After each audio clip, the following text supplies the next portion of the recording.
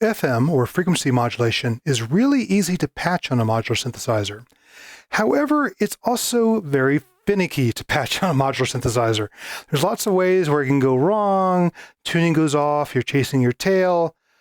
What I'm going to do here is to show you the different types of FM, how they can go off the rails and go wrong, and some techniques you can use to go ahead and tame them, make them easier to control, and also what the different types of FM are good for, and some different patch ideas. Any exponential VCO, by exponential we mean it has a 1 volt per octave input on it, can take exponential frequency modulation. You just need to take the output of another oscillator and patch it to a pitch input on your carrier oscillator. So let's go ahead and do a little bit of patching here so we can see what's going on. I'm going to take the sine wave out from my carrier, the WMD SSF spectrum, and throw it over here on the yellow channel since it's nice and easy to see. Bring up the oscilloscope, and I'm going to patch that to spare input down here on my mixer. And I've got my cutoff frequency turned up all the way, and you can see on the spectral display that we basically have a fundamental at C3 and just a couple harmonics, a second and third harmonic. Sine waves are hard to do purely in analog, so some of them have some additional harmonics. This has a nice warm sine which has a couple of extra harmonics added in. Next we're going to take a waveform, another sine wave, from our modulating oscillator, one of the oscillators in the ARP. I'm going to take the sine wave again, patch it to green to synchronize everybody here. Take that output and patch it to the FM, the frequency modulation input, on my spectrum oscillator. And right now it's an E, exponential mode. I'll do a little bit of tuning here to go ahead and get them lined up with each other.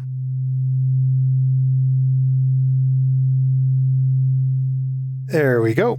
And now as I increase the FM level on my carrier oscillator, watch what happens to the waveform, watch what happens to the spectrum, and most importantly, listen to the sound. As I increase the FM depth or modulation depth, we'll get more harmonics. Both high and low harmonics are appearing. And you'll see the waveform really changes. So these really extreme levels.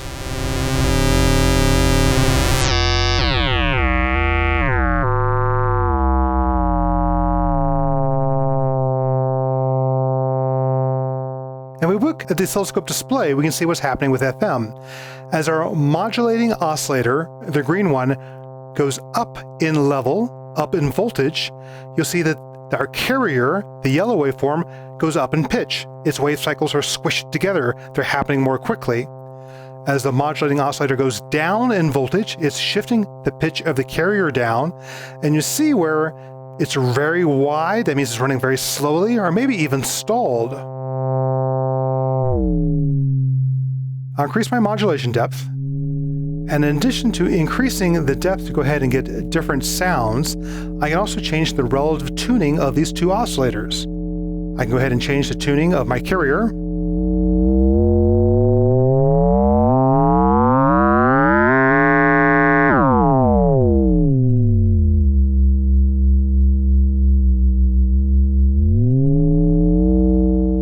And I can change the tuning of the modulator. And kind of in general, the modulator, the lower the modulator goes, the more rubbery the sound.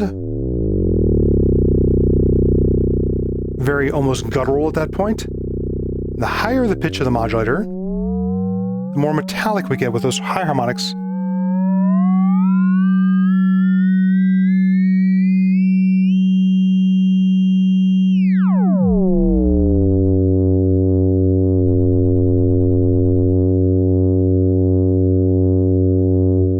I'm going to take my FM level down and just take a quick break to retune my oscillators.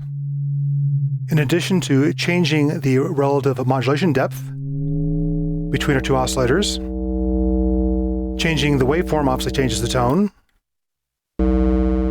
Triangle wave, sawtooth wave, sine wave on the carrier, and same on the modulator. Go to triangle wave, go to sawtooth. So changing the waveform definitely changes the character of the tone.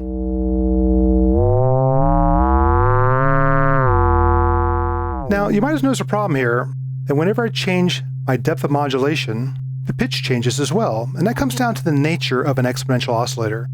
An exponential oscillator says, give me 1 volt more, I'm going to double my pitch. Give me 1 volt less, I'm going to halve my pitch. So let's say this oscillator started at 200 Hertz. If I gave it 1 more volt of modulation positive, it'd go from 200 Hertz up to 400. If I gave it 1 volt of modulation in the negative direction, it would go from 200 Hertz down to 100 Hertz. What's the average between 100 and 400? 300 Hertz. So the deeper you drive the modulation in exponential FM, the more the pitch is going to shift upwards, because the nature of exponential control voltage is to extend pitches higher with higher voltages.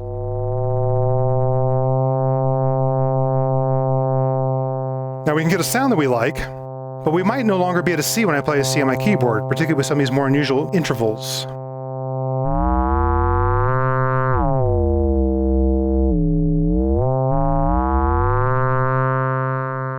This means if we get a sound that we like, such as there, now our fundamental is what? Around an F rather than a C? If I want to get back to a C, I would need to drop or raise the pitch on my carrier, but now the ratio between the carrier and modulator has changed, and I'd have to change the pitch on the modulator to get back to the same sound again. So you're going to be chasing your tail a little bit with exponential FM. The other thing that's a bit more insidious is if I find a stable tuning and then play a different note on the keyboard, it might beat at a different rate. Calibrating the oscillators to track better is going to help, but you're still going to have this thing where different notes are going to sound different with different tunings. Now there is a hack to make these things stay in tune, and that's to synchronize your carrier oscillator to lock to the pitch of your modulating oscillator.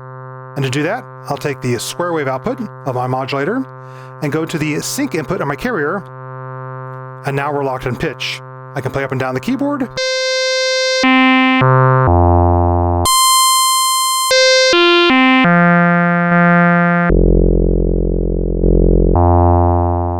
Stays in tune. Change my FM level. Stays in tune. I'm not getting quite the same sounds because I'm using sync in addition FM, but my tuning problem's gone away. The sine wave is particularly well behaved.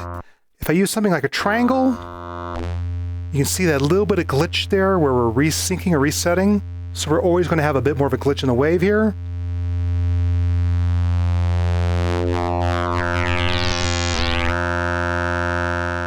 It's up to you to decide if the change in tone is worth having things always be in tune.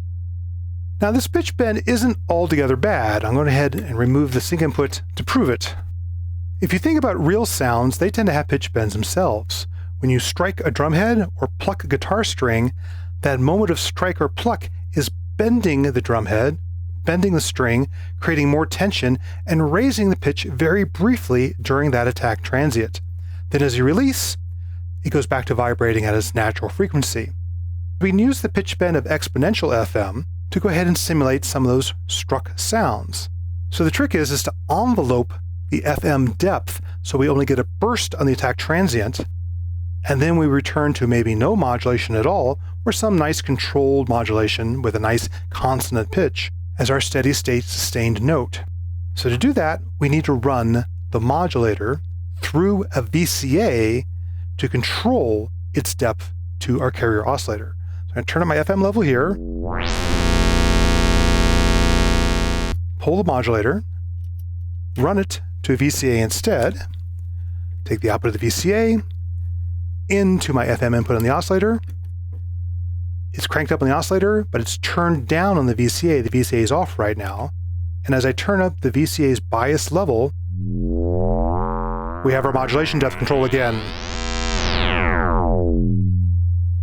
Now to get that sound just on the attack transient, we use an envelope generator to control the VCA. So I'll take the output of this envelope generator to CVA here, give ourselves a little bit of a decay and release just so we can hear what's going on as I strike a note, and increase the modulation depth of the envelope to the VCA, you hear our pluck or strike get stronger and stronger.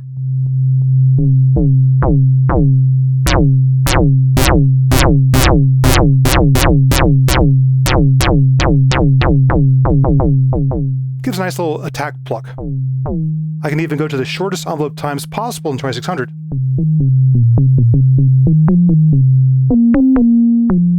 Nice little transient there.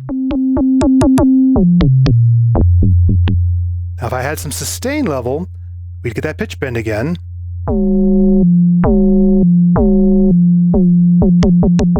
But if I used maybe just an attack decay envelope, I get some nice percussion sounds or plucked sounds out of this exponential patch.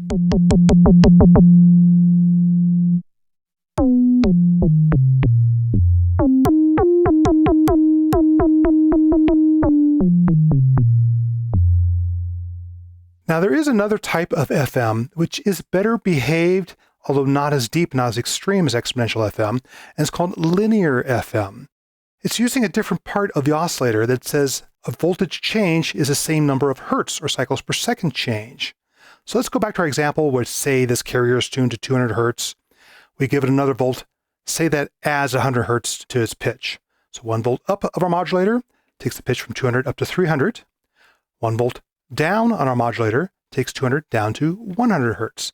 100, 300, averages back to 200 hertz. So now we can keep the same pitch as we increase our FM depth. I can change the spectrum over to linear FM mode, bring up our initial level so we can hear it again, go back to the C we were at. As I increase the modulation depth, we get some more interesting harmonics, the waveform changes, and up to a point, it's pretty well behaved. We're getting a little bit of a pitch bend down here, and I'll address that in a minute. And then eventually we get to a point where we're back to our old behavior of more modulation depth bending the pitch. Well, why is that? Let's freeze the scope and take a look here. When the modulator is going up, adding more voltage to the oscillator, again, we're pinching the cycle, making faster cycles, higher pitch. But when our modulator comes down low enough, you'll see that our carrier is actually stalled. It's not progressing at all. It's at 0 hertz. That means it can't go any lower than 0, and we start getting a pitch bend. Go back to our 200 hertz example. Let's say we want to add 300 hertz. Well, if we go up 200 plus 300 hertz, we're at 500, that's fine. But if we go 200 minus 300 and we bottom out at 0, we're back to our imbalance. The average is 0 and 500 is 250 hertz. We get a pitch bend upwards.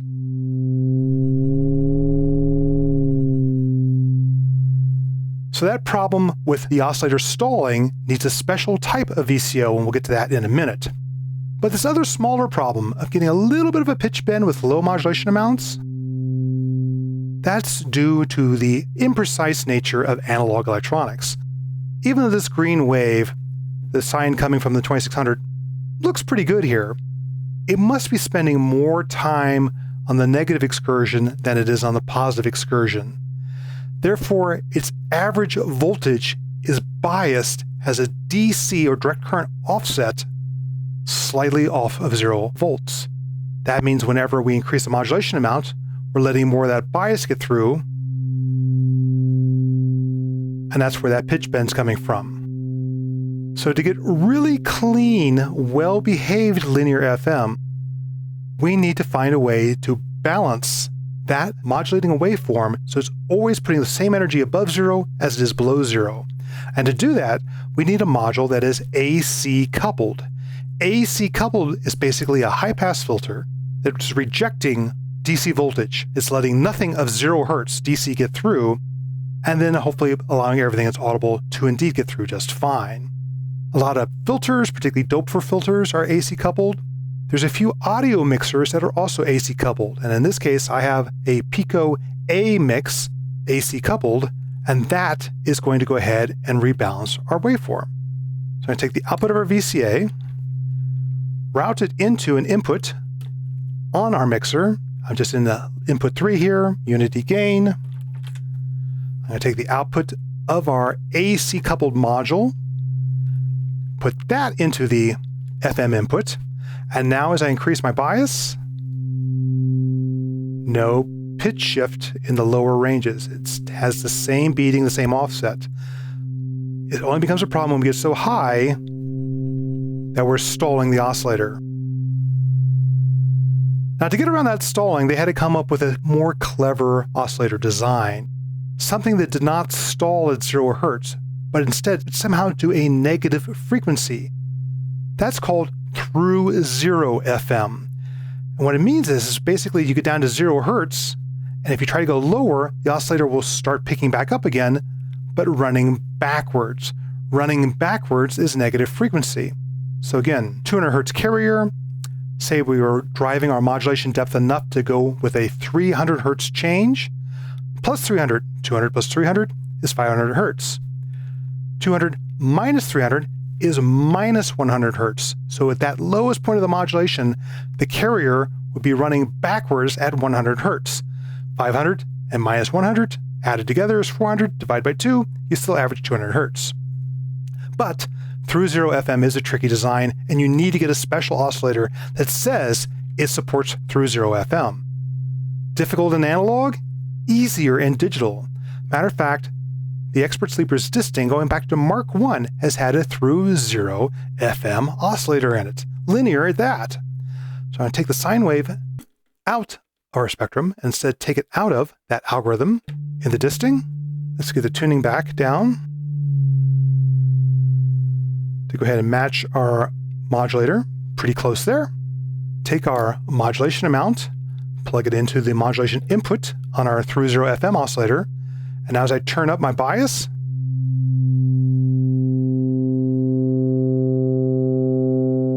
I can keep cranking deeper and deeper, getting more and more interesting harmonics, and we've kept our tuning. Now we still have the problem of choosing different pitches on the keyboard, on the oscillator's tracking differently. But it's not quite as bad as Exponential FM. It's a little tamer. We can still envelope our FM depth. Get a little bit of attack here.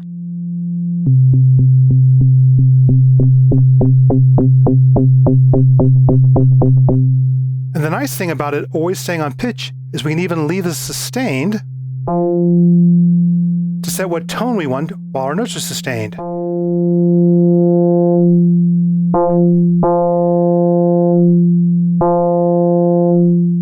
Let the normal VCA work.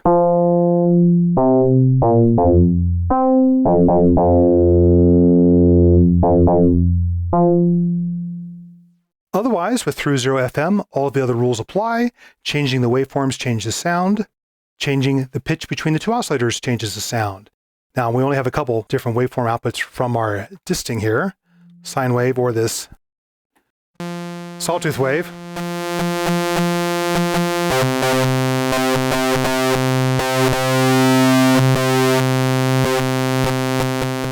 Not quite as well behaved. I prefer the sine wave out on that.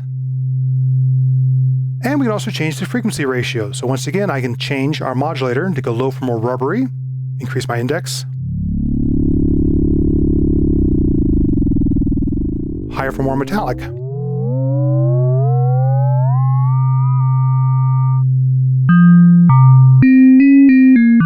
Now we get that metallic tine type sound that FM is known for.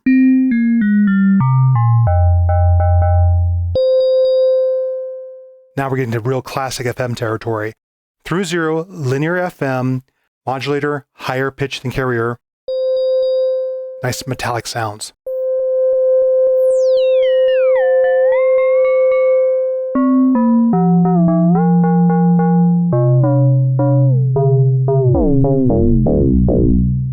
Nice rubbery bass. Lower modulation pitch.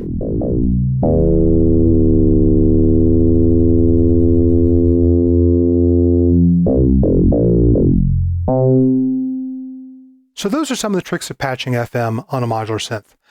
Exponential FM is very easy, get a lot of depth, get a lot of crazy angry sounds out of it, harder to control. Maybe best to envelope just a little bit on the attack transient.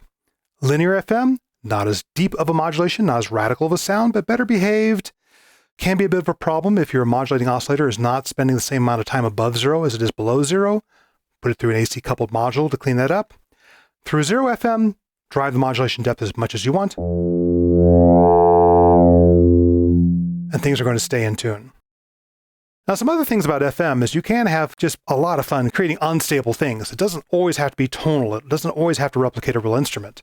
Let's go ahead and go back to sine wave output here, bring this back up into tone, take our modulation, put it back into the FM input. Go to exponential, which is crazy.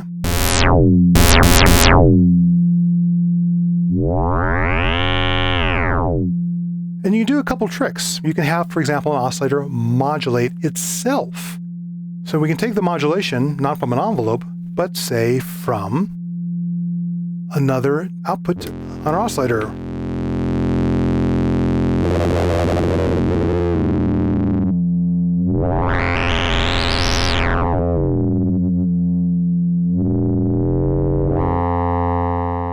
So there's the self-modulation, and then there's cross-modulation. Go back to this envelope output. Instead, run another cable from one of our waveforms on the carrier oscillator and have it modulate to the pitch of our VCO.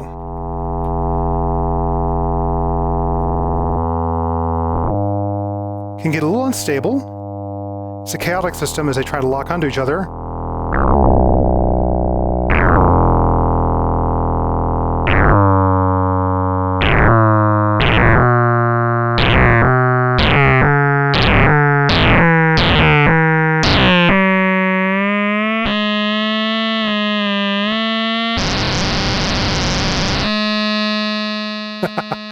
You know, a lot of fun with cross-modulation to create unstable systems.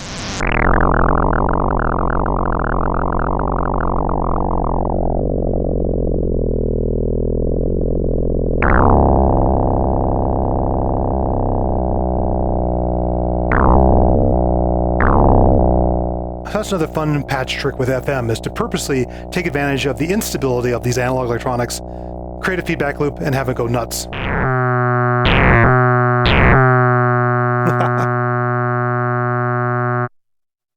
But now hopefully you have a better understanding of how to patch FM on your modular, how to make it go crazy if you want, but also how to tame it if you want to create more tonal sounds.